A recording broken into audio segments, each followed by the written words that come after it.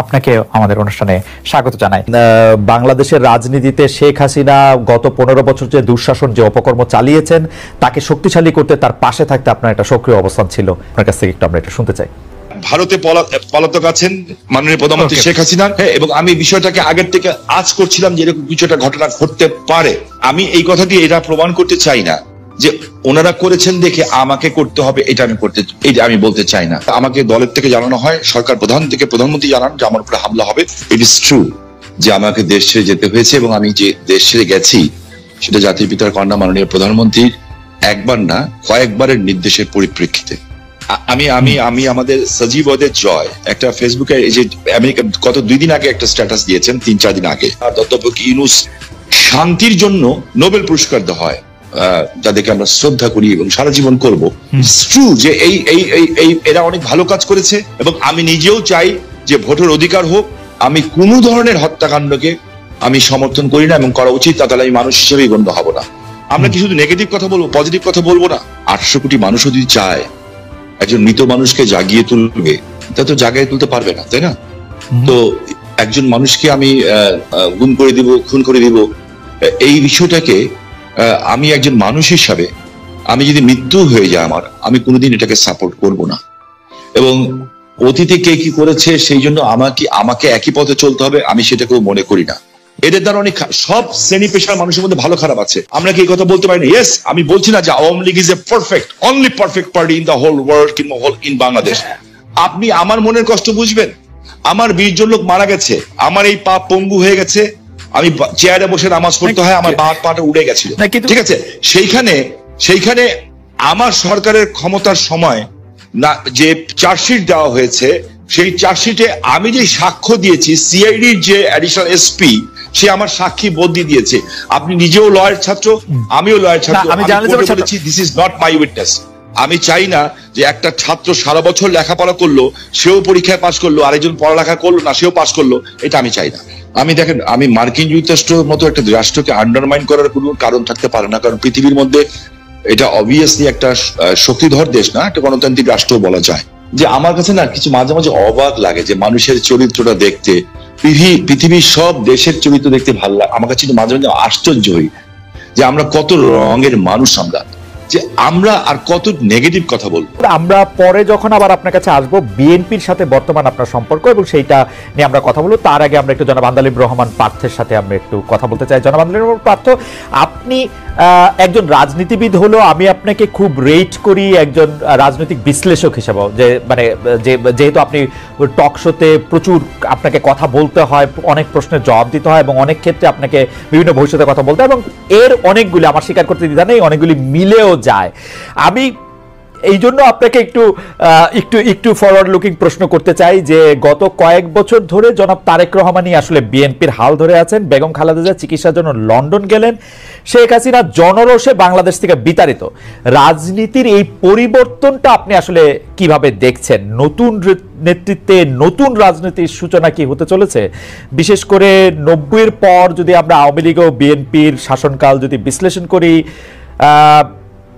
সরকারে বা ক্ষমতায় এলে মানে এটা একটা এই প্রশ্ন বারবার হচ্ছে যে তারা যে গণতান্ত্রিক থাকবেন, কর্তৃত্ববাদী হবেন না, সেরকম কি মনে হচ্ছে? মানে এই নেতৃত্বে যারা আছেন, এটা তো অবশ্যই ঠিক জনাব তারেক রহমানই আসলে 20-22 বছর ধরে অন্ততপক্ষে দলের ডেপুটির হালটি ধরে আছেন, কিন্তু মানে এই নেতৃত্বের ক্ষেত্রে কি কোনো পরিবর্তন আসছে? ব্যক্তি মানুষ না, আদর্শের, দৃষ্টিভঙ্গির আপনি কিভাবে দেখছেন?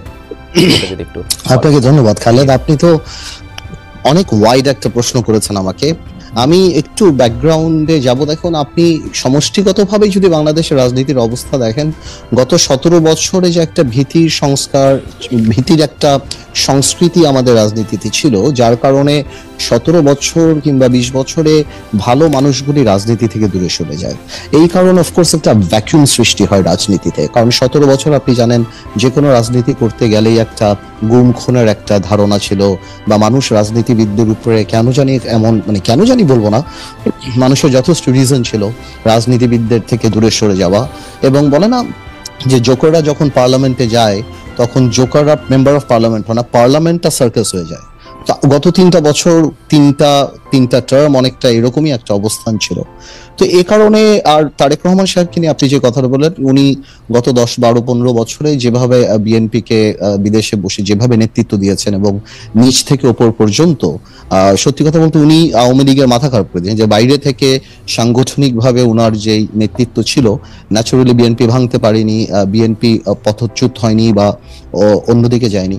তো সেই ক্ষেত্রে দলের মধ্যে এবং আমি মনে করি সারা বাংলাদেশে ওনার একটা আলাদা গ্রহণযোগ্যতা আসছে। এখন বিএনপি সামনের দিকে যদি ক্ষমতায় আসে, তাহলে বিএনপি কি করবে সেটা নির্ভর করে সত্যি কথা বলতে বিএনপির সমষ্টিগতভাবে বিএনপির মানসিকতার উপরে। বিকজ আপনার ডেমোক্রেসি তো অ্যাকচুয়ালি ইজ আ মাইন্ডসেট। আপনি আপনার বিরুদ্ধের কথাকে সুযোগ দিলে ডেমোক্রেসি থাকবে, আর সুযোগ যদি আপনি না দেন তাহলে ডেমোক্রেসি থাকবে না।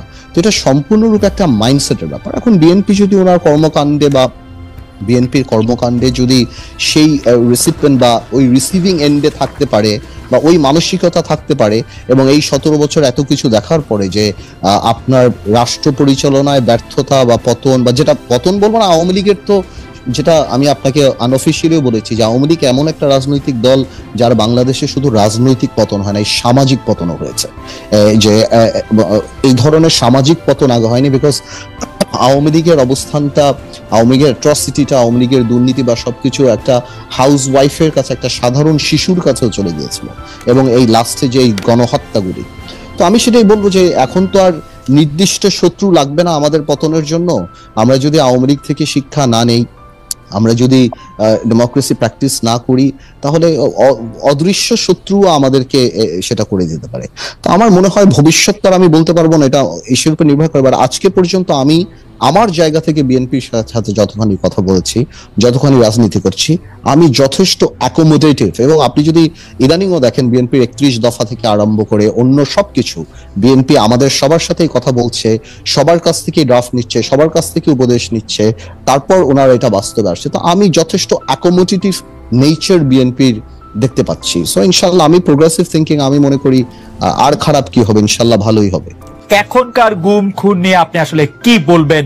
যে সরকারের জায়গা থেকে এটি বারবার অস্বীকার করা হচ্ছে, কিন্তু এটি একটি বাস্তবতা। এই বাস্তবতাকে শামীম ওসমান কিভাবে দেখে, আমাদের যদি খুব সংক্ষেপে একটু বলতেন। আমি আপনাকে একটা জিনিস স্পেসিফিক্যালি বলতে চাই খুব পরিষ্কার ভাবে। আমি একজন হিউম্যান বিং হিসাবে আমি কোনো ধরনের হত্যাকাণ্ডকে আমি সমর্থন করি না, এবং করা উচিত, তাহলে আমি মানুষ হিসেবেই গণ্য হব না। আমরা কোনো খারাপ জিনিসকে আমরা আশা করি না। আমার যে বক্তব্যটা হচ্ছে, আমি কোনো কিছু গোপন করে কথা বলতে শিখি নেই, কারণ আমি সাদাকে সাদা বলার, কালোকে কালো বলার। বাট আমার তার আগে আপনার মাধ্যমে, খালেদ ভাই, আমি কালকে বাঁচব না জানি না, আপনি একটা ভালো জায়গায় আছেন, জার্মানি একটা ডয়েচ টেলিভিশনের সাথে আছেন। আমি আপনার কাছে অ্যাপিল করছি, রিকোয়েস্ট করছি, আমি যদি অ্যাম্বাসাডারদের সাথে কথা বলতে পারি, কিংবা বিদেশে যেয়ে যদি বড় বড় মন্ত্রী মিনিস্টারের সাথে কথা বলতে পারি, আমি কিছু অভিযোগ দিব। নারায়ণগঞ্জে 7 মার্ডার হলো, আমি কিন্তু উইদিন 45 মিনিটসের মধ্যে, 45 মিনিটের মধ্যে দেশের সর্বোচ্চ জায়গায় আমি এই খবরটা পৌঁছেই দেই, কারণ আমার কাছে খবর এসেছিল যে এই ঘটনা র্যাব দ্বারা সংগঠিত হয়েছে, র্যাবের কিছু মানুষ দ্বারা সংগঠিত হয়েছে, এই মেজর আরিফ সহ এরকম যারা আছে। বিকজ তারা ডিস্ট্র্যাক্ট হয়ে গেছিল, যেহেতু আমি এলাকার মানুষ, আমাকে সবকিছু খবর রাখতে হয়, এবং আমি স্বরাষ্ট্রমন্ত্রী মহোদয়কেও জানিয়েছিলাম বিষয়টা, যে something is going on, but এত বড় দুর্ঘটনা হবে এটা আমি বুঝতে পারিনি।